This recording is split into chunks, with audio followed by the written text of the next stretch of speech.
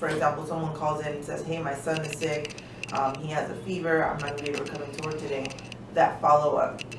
So, in the midst of doing your job and trying to find out, hey, is that person coming back to work? When are you coming back?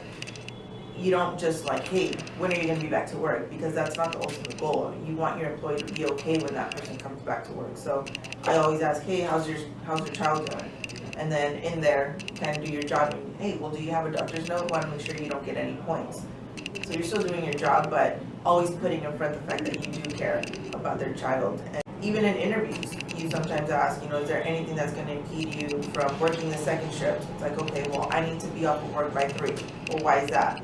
And you find out, well, I have 2 kids and I have to pick them up from school, and that's how you start getting to know people. You start finding out a little bit more about their life.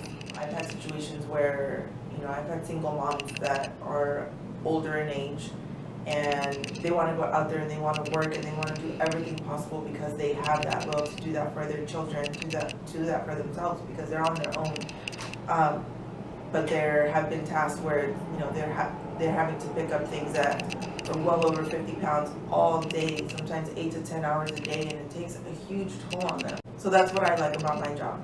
The fact that I do work for a staffing agency, and if I see that something is going to put them in danger of an injury or something of that nature, I like to know what's going on with my colleagues in their sites and what positions they have and the type of work that they do, because ultimately, especially in that situation where I did have a single mom and she was out there working, I'm like, look, you're gonna end up hurting yourself, and then what are you gonna do for your children? Like, you need to be okay.